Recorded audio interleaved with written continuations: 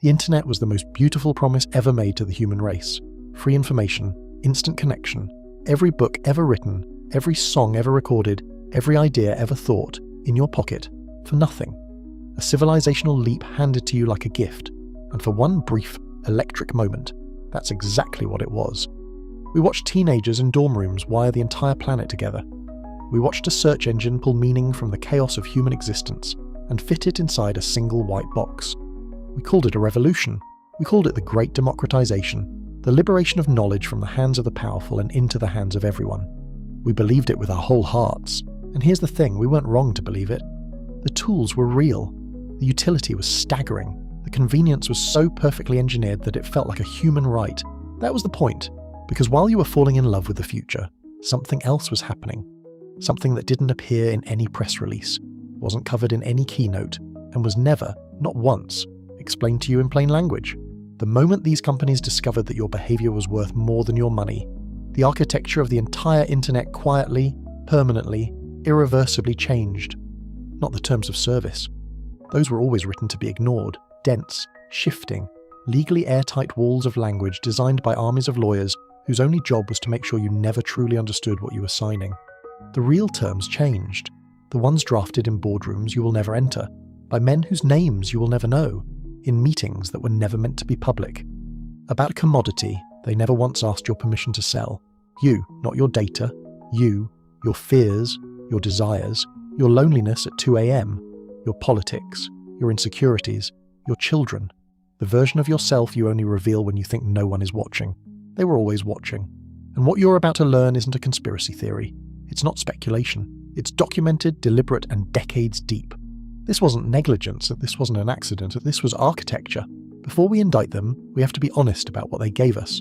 Google didn't just organize information, it collapsed the distance between a question and an answer to nearly zero. Before the search bar, finding anything required a library card, a phone book, or knowing the right person. After it, a 10-year-old in rural Ohio could access the same research as a doctoral student at Harvard. That wasn't a small thing. That was the single greatest democratization of knowledge in human history. Facebook didn't just create a social network, it rewired how families stayed intact across continents. YouTube turned every bedroom into a broadcast studio, and every curious mind into a student with access to the world's best teachers. Amazon put the pricing power of a city's worth of stores into the pocket of a single mother shopping at midnight. This is the part no one in the privacy conversation wants to acknowledge, because it complicates the narrative. But the complication is essential. We didn't hand over the keys to our digital lives because we were foolish. We handed them over because the exchange felt overwhelmingly fair.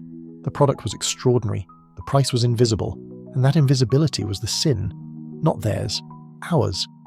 We accepted terms we never read, for services we couldn't imagine living without. From companies we trusted with the intimacy of a diary and the access of a surveillance state, it felt like a gift. It was a contract. The precise moment the internet changed wasn't dramatic. There was no announcement, no press conference, no villain monologue. It happened inside a spreadsheet, sometime around 2001, when Google's engineers realized they were sitting on something that had no name yet. The search logs, billions of them. Every query was a confession. What people searched in private told you more about them than anything they'd ever say out loud. Their fears, their desires, their 3 a.m. anxieties, their political doubts, their financial shame. And Google had all of it, organized, time-stamped, and attached to a browser fingerprint that followed you everywhere. The question was what to do with it. The answer was advertising. But not advertising as it had existed before. Not a billboard hoping the right person drove by. This was surgical. This was selling the ability to reach a specific human being at a specific moment of psychological vulnerability, with a message precision-engineered to move them. The academic term for what was being built is surveillance capitalism. The street term is a cartel, because what followed wasn't competition, it was consolidation. Facebook replicated the model. Amazon weaponized it for commerce. Every major platform quietly pivoted to the same architecture: harvest behavior, package prediction, sell influence. The product was never the service. The product was always you. And the market for you was just getting started. Somewhere in Menlo Park in the mid-2000s, a team of engineers discovered something that changed the trajectory of the species. They discovered that the human brain cannot distinguish between the anticipation of a social reward and the reward itself. The moment before you find out if someone liked your photo activates the same neural pathway as cocaine. They didn't stumble onto this. They hired the neuroscientists. They read the literature on Skinner's variable reward schedules, the same research used to design slot machines, and they applied it to the notification system. Not every like triggers a notification immediately.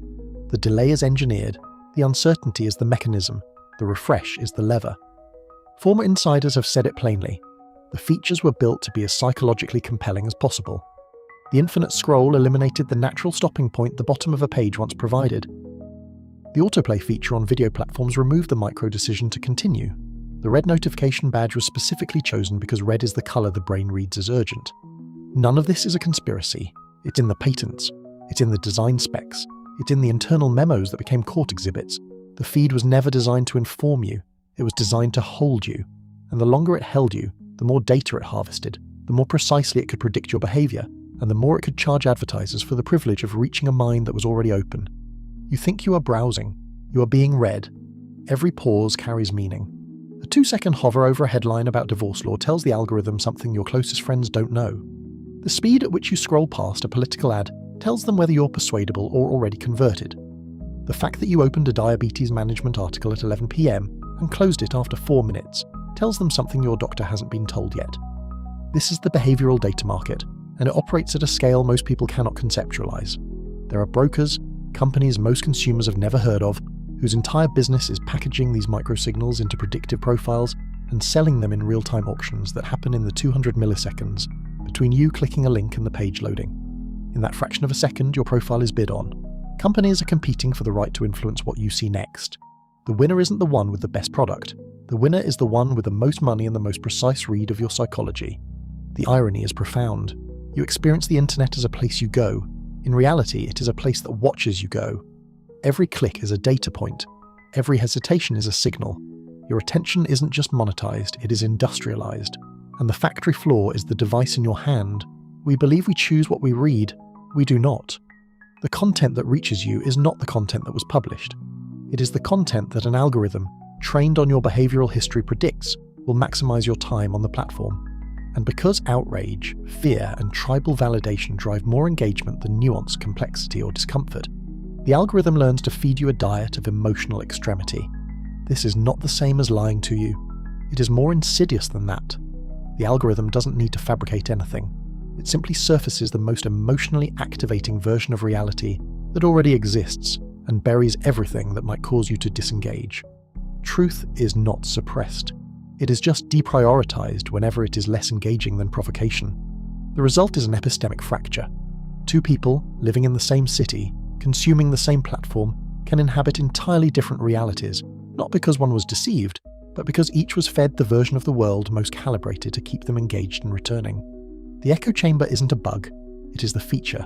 A polarized user is a captive user, and a captive user is worth more.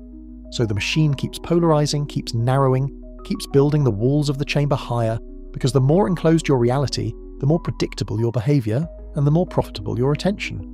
In a functioning market, competition corrects excess. A company that exploits its customers breeds the conditions for a rival to offer something better. This is the foundational promise of capitalism, and in most industries it works. In the data economy it cannot work, because the competitive advantage is the data itself, and the data advantage compounds in a way that no other asset in history has compounded. The more users a platform has, the more behavioral data it collects. The more behavioral data it collects, the more precisely its algorithm performs. The more precisely its algorithm performs, the more it retains users. The more it retains users, the more data it collects. The loop is self-reinforcing, and it creates a moat that new entrants cannot cross, not because they lack engineers or capital, but because they lack the 10-year behavioral archive that makes the incumbents' predictions irreplaceable. When a new platform does emerge with genuine differentiation, the cartel has a playbook. First, attempt acquisition. If acquisition is refused, clone the feature set. If cloning doesn't work, use the advertising infrastructure to starve the competitor of revenue. Instagram was acquired before it became a threat. Snapchat's core features were replicated across every major platform within 18 months of their introduction. This is not aggressive competition, this is structural elimination. The cartel does not need to break the law to maintain its monopoly. It simply needs to ensure that no independent ecosystem can survive long enough to matter. The story was never really about your newsfeed. Behavioral prediction markets began as an advertising infrastructure. But the underlying technology, the ability to model human decision-making at a massive scale and nudge it in desired directions, is not limited to selling you running shoes. And the people who control these systems understood that long before the public did. In financial markets, the behavioral data harvested from search queries and social platforms has become an input for algorithmic trading. Sentiment analysis tools mine the emotional tenor of public discourse in real time, generating signals that move capital before the news has even processed what it's reporting. In real estate, behavioral profiles predict which neighbourhoods are gentrifying before the demographics shift, allowing institutional investors to acquire properties ahead of demand curves that, in part, the same platforms helped engineer by influencing the aspirational content served to upwardly mobile users. In elections, the architecture is even more direct. Micro-targeted messaging built on the same behavioural segmentation that sells consumer goods is used to identify persuadable voters and flood their information environment with precisely calibrated appeals. Cambridge Analytica was not an aberration. It was a proof of concept that has since been industrialised. The digital economy doesn't stop at the screen. It reaches into every system that depends on human behaviour, which is to say, every system that exists. There is a bill, you just haven't seen it yet. The services are free in the same way that a casino is free to enter. The architecture is designed to ensure that by the time you leave, you have spent something. Not money, or not only money, time, attention. The slow erosion of the capacity for independent judgment that comes from years of having an algorithm curate your perception of reality. Consider what has been quietly transferred. Your political opinions were formed in an information environment you did not choose and cannot audit. Your consumer preferences were shaped by a recommendation engine that profits from your purchases. Your understanding of your own neighbourhood, your city, and your country's direction was mediated by a feed optimized not for accuracy, but for engagement. The economic cost is compounding. The attention economy extracts time that cannot be recovered and redirects it toward consumption. The behavioral prediction market creates an information asymmetry between you and every institution, employer, insurer, lender, and government that purchases your data profile. You're negotiating blind in every consequential transaction against a counterparty who has already modelled your decision. The free service was not a gift from a generous industry, it was a financing arrangement. You were the collateral, and the loan is coming due in a currency that has no name yet, but that you are already paying. Human attention is the most valuable resource on Earth. Not oil, not capital, not data itself. Attention, the irreducible present tense experience of a conscious mind directed at something, is the raw material from which all economic value is ultimately extracted. Every other resource is downstream of it. The cartel understood this before you did. They built empires on it. They restructured the global information infrastructure around it. They hired the best minds of a generation to study it, model it, and harvest it with maximum efficiency. But here is what they cannot engineer around.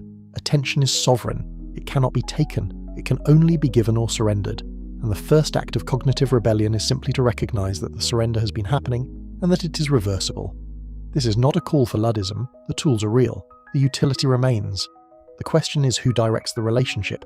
Whether you are a user or a product is not determined by which platform you're on. It is determined by the degree of intentionality you bring to the moment of engagement. A mind that knows the mechanism is not the same as a mind that doesn't. The cartel's only existential threat is an informed population that chooses deliberately and consistently to redirect its attention toward things the algorithm cannot monetize. Depth, silence, complexity, patience, and the slow work of forming an opinion that no feed has pre-assembled for you. Starve the machine. Not with rage, they've built an entire product line around that. Starve it with something it cannot process. Your deliberate, ungovernable, sovereign attention. If something in this video made you uncomfortable, that discomfort is worth something. It means the mechanism is visible to you now, in a way it wasn't an hour ago. And a mechanism you can see is one you can resist. So here's what I want you to do. Not subscribe, though if this was worth your time, that cost you nothing. Not share, though. If you know someone who needs to hear this, you already know who they are. I want you to leave one word in the comments. The one word that describes what you're going to protect most fiercely, now that you understand what's at stake. Your time, your attention, your opinion, your vote, your children's minds. One word, because the cartel runs on your silence and your passivity. And the single most disruptive thing you can do right now, in this moment, is to say out loud, even in a comment section on the internet, what you refuse to surrender. The machine is watching. Let it watch you fight back.